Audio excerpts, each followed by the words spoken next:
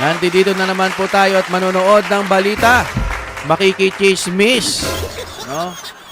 Makikialam ng balita at ating bibigyan ng reaksyon at opinyon. Mga kaibigan, galing to sa ating Balitang Pinoy TV na may title, Bulgaran na to. Oh, Diyos ko po.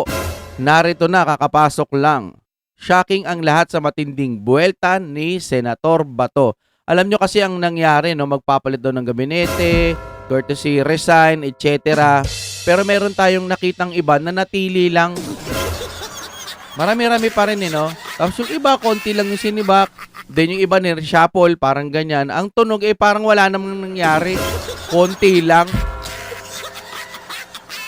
Sabi nga doon sa comment section, dapat yung mag-resign, yung nagpapa-courtesy resign. Matindi, ano? Bakit kasi ganon, mahal na Pangulo? Ang tunay pala na issue, para sa akin kasi minabalitaan din ako kay Senator Bato, mukhang ipapasyal din to sa dahig. Ang mangyayari, napagtatakpan na naman yung balitang patungkol po kay Senator Bato na siya na ang isusunod. Baka kasi ganun ang mangyari.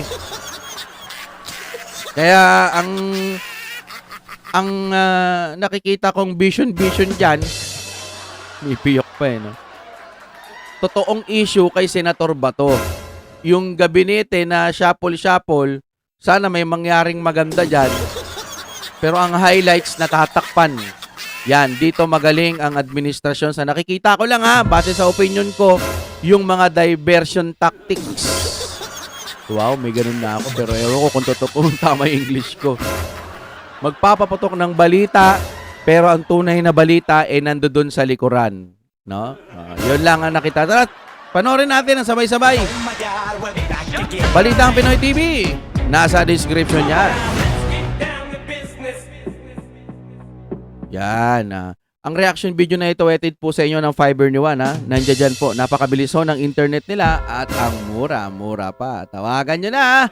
Baka available na po yan sa inyong lugar. Pakalat na ng pakalat yan. Kaya, nako, kung ako sa inyo, mag-avail na kayo. The first move that the president should do is to arrest these people for interfering into our judicial processes. No, correct. Kung yan, Senator Bato, kung hahayaan niya yan, there is something wrong with the president.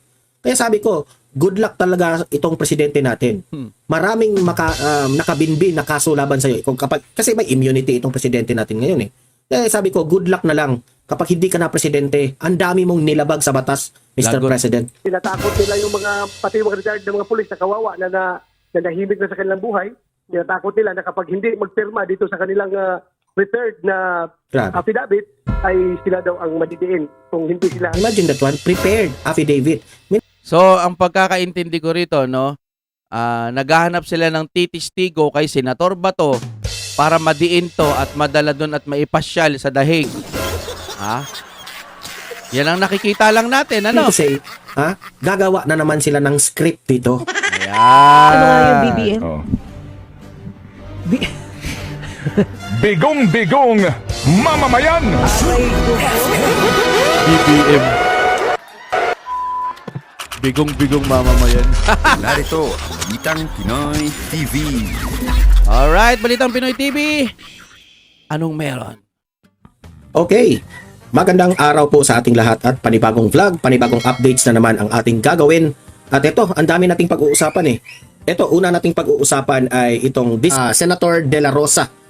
Kaya nagsalita na siya patungkol kay Presidente Bongbong Marcos na pauwiin na itong si former President Duterte.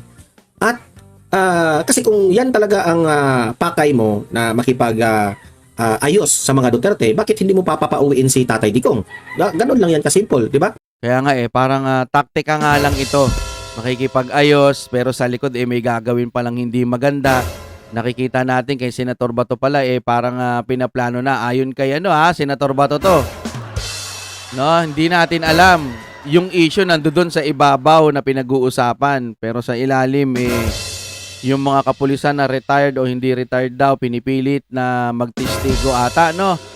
Tingnan natin, linawin natin yung balitang yan. If tunay kang makipagbati at itong si Senator Bato de la Rosa nananawagan pa dito kay PBBM na arestuhin itong mga nandito ngayon sa Pilipinas na mga ICC members.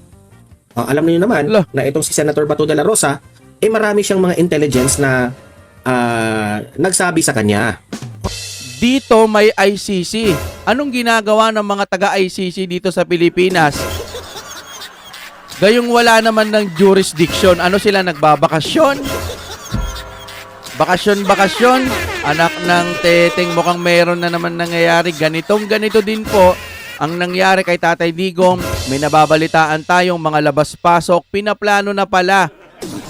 Kaya Senator Bato, kung ako sa'yo, unahan mo na. Mas matatalino naman kayo dyan.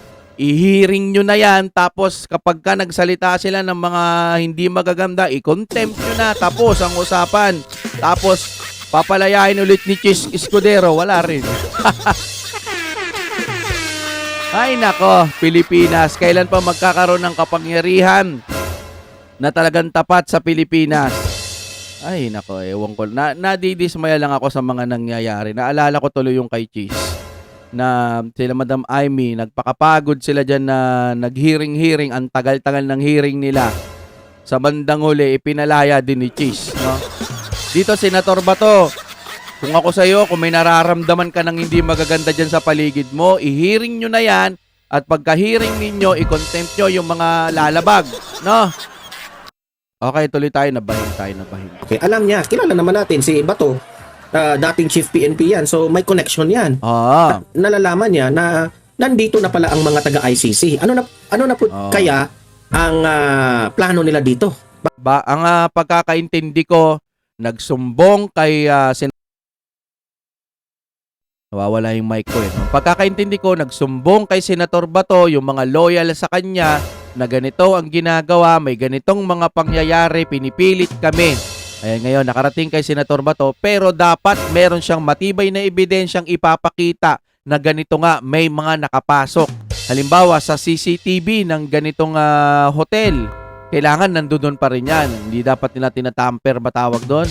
Hindi dapat ganon. Kailangan maipresenta yung CCTV para mapatunayan kung talagang merong ang ginawang pagpasok ng mga taga-ICC. Ala, nako! Nako! Nandito na naman yung mga ICC na yan sa Pilipinas. Diba? Mamaya pag-usapan natin yan. At ito pa, Pangulong Marcos Jr. hinamon ang mga gabinete na tapusin ang mga proyekto. Paano nila matatapos? Nagpapasumite ka na ng resignation. Diba? Ano to? Ito'y, mga kapatid, lagi kong sinasabi, reaction at opinion lamang ito. Pinagka-courtesy, resign mo sila, tapos tatapusin yung mga anak ng teteng talagang presidente to. Ang taba talaga ng utak, no? Nagpapasumiti ka na ng hindi ko maintindihan itong presidente natin.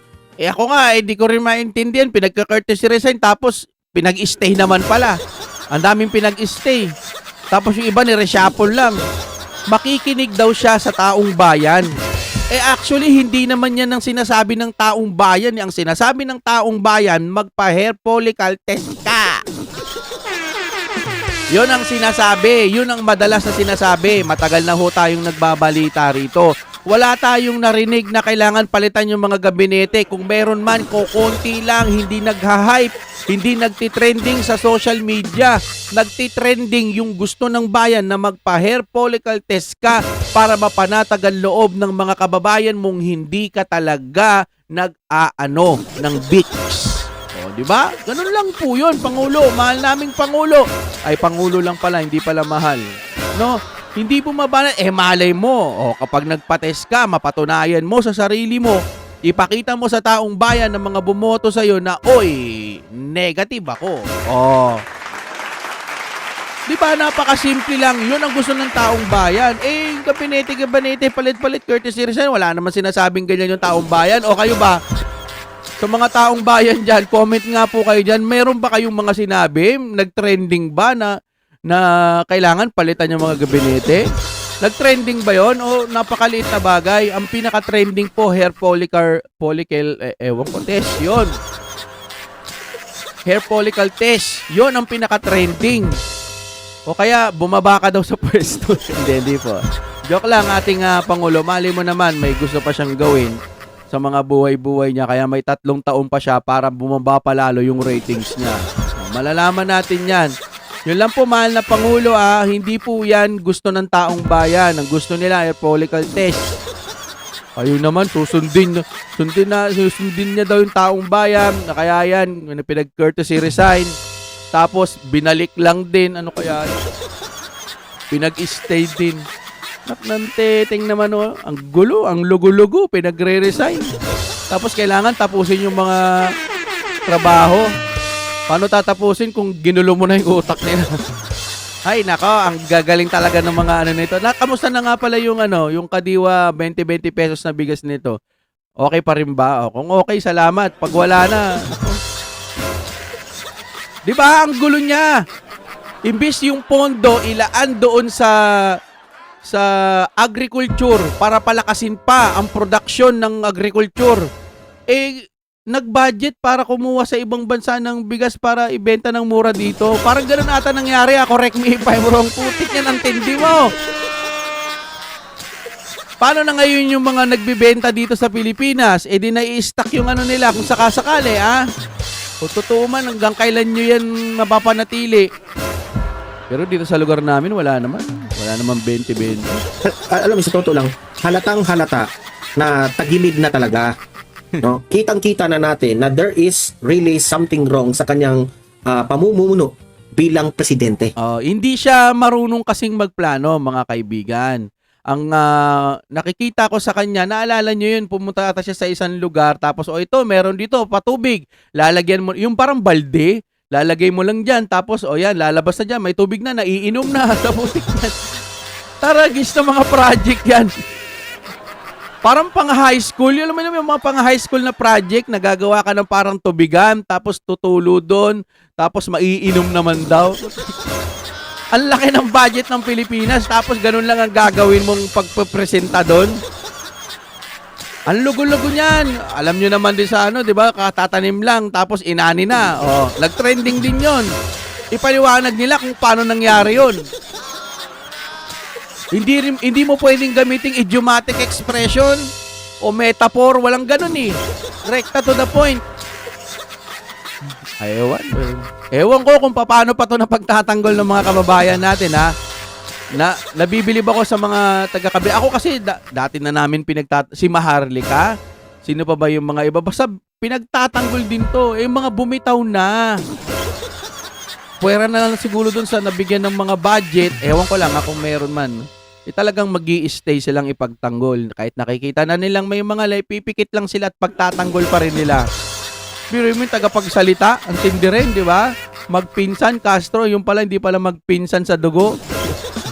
Fake news daw kasi bla bla bla, basta mga ganyan. Grabe mamuno to, mga kapatid. Ngayon na naman courtesy resign.